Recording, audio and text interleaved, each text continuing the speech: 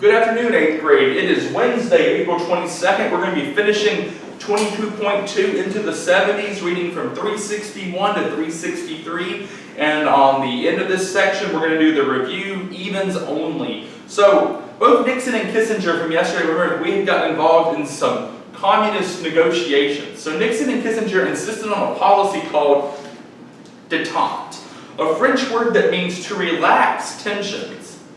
President Nixon wanted détente with the Soviet Union. Rather than be enemies, how about we relax these tensions and try to come to some sort of mutual agreement? In 1972, Nixon and Kissinger agreed to the Strategic Arms Limitations Talk Treaty, or SALT I, with Soviet leader Leonid Brezhnev. Under this treaty, the United States and the Soviet Union agreed to limit the production of nuclear arms. However, the Soviet Union did not keep their end of this treaty. While this is going on, Nixon also visits communist China. While the United States withdrew from Vietnam, Henry Kissinger began negotiations with the communists in Red China. Nixon and Kissinger believed that cooperation between the US and China would weaken the Soviet Union's influence in the world. The two men played a very dangerous game of pitting one communist power against another. To please China, the United States had to abandon the Free Chinese of Taiwan, and in February 1972, President Nixon visited communist China and set the stage for future relations, trade, and military planning with that nation. While this is all going on over here, there's also some tensions going on in the Middle East.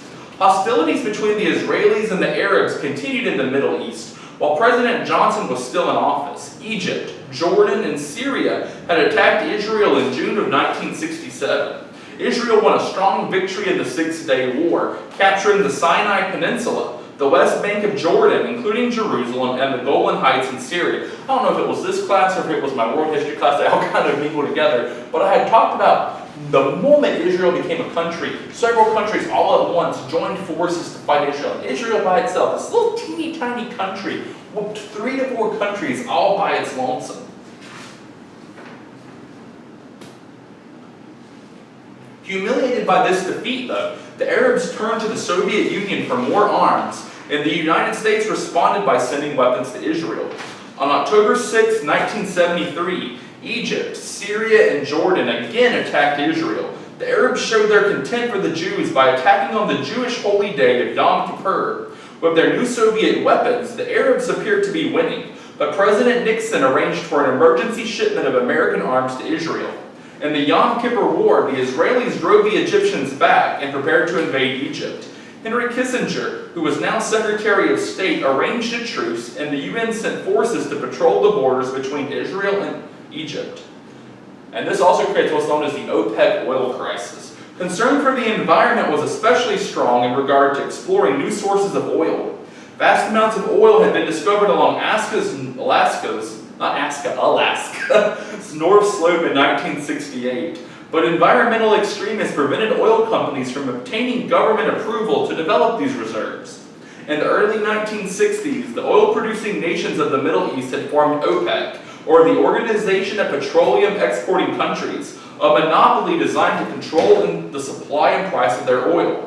When in 1973 the United States rushed to Israel's defense against Arab aggressors in the Yom Kippur War, OPEC cut off all oil exports to the United States. Because America had grown dependent on imported oil, the Arab oil embargo sent the American economy into a serious recession. Communists worldwide began to predict the downfall of the United States and other Western economies. In the face of this emergency, Congress acted in 1974 and permitted several large oil companies to build the 800-mile-long Trans-Alaska Pipeline, extending from the North Slope to the southern shore of Alaska.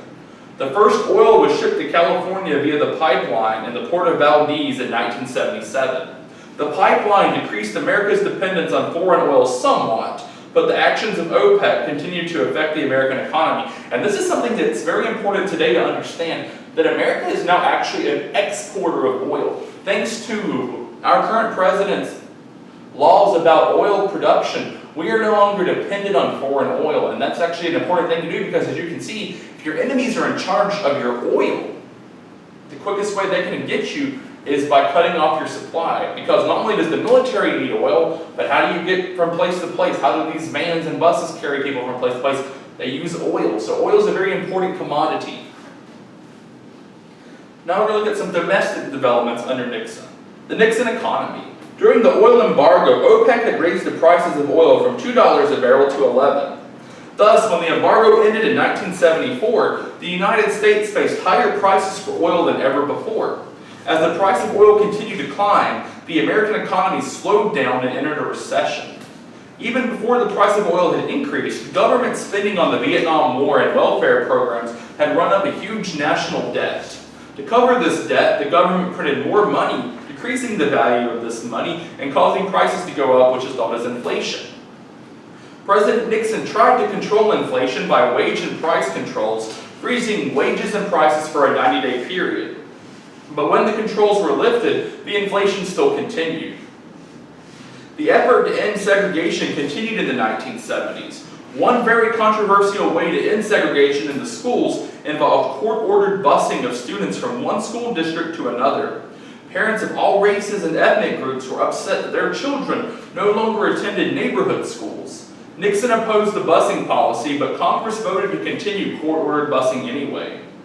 The Supreme Court made several liberal decisions in the early 1970s, indicating the moral decline of the nation as a whole.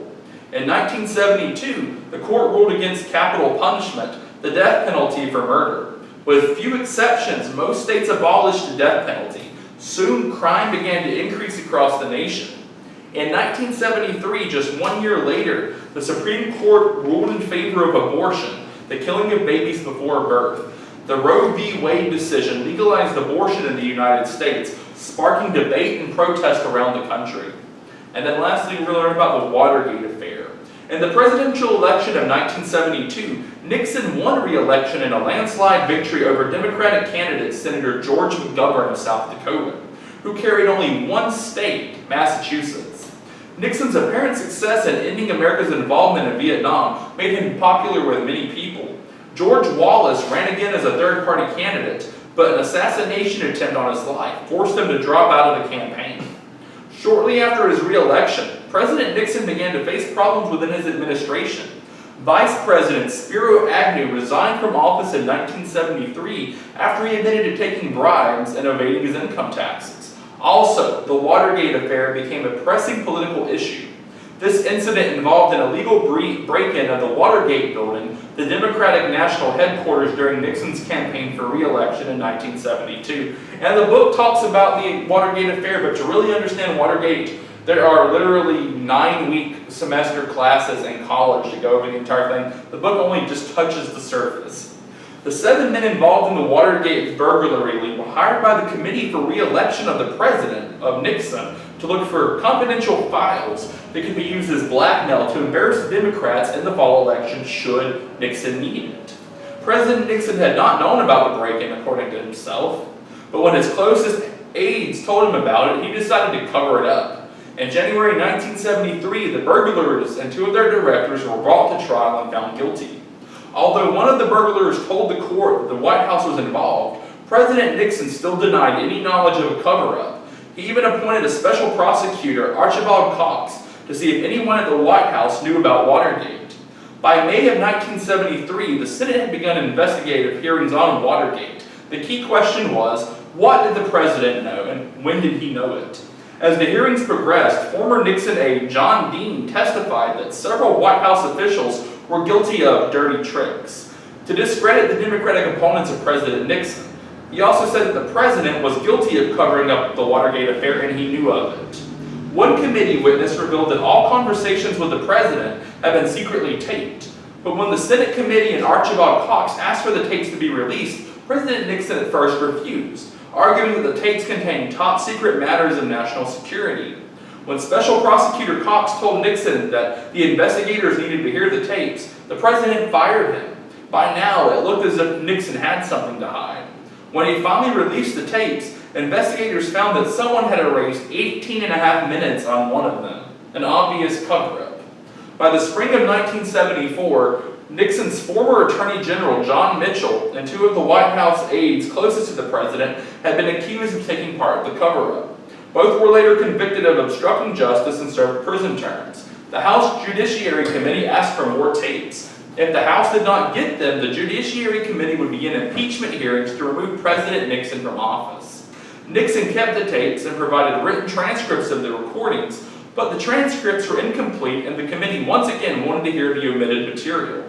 The Judiciary Committee recommended to the House of Representatives that Nixon be impeached because he had misused presidential power and obstructed justice. Within days, the Supreme Court ruled that all the tapes must be released to the investigators. Rather than release the tapes, President Nixon admitted the recordings had provided evidence to the cover-up, and by August 9, 1974, Richard Nixon has so far been the first and only president to resign from office. Had he not resigned from office, he would have probably been the first and only president to be successfully impeached. But that concludes 22.2. Hope you guys enjoyed this lesson. I know it was rather long, but remember on page 364, the section 22.2 review, even numbers only, just 2, 4, 6, 8, and 10. And with that, guys, I will see you Thursday. Hope you have a good day. Bye.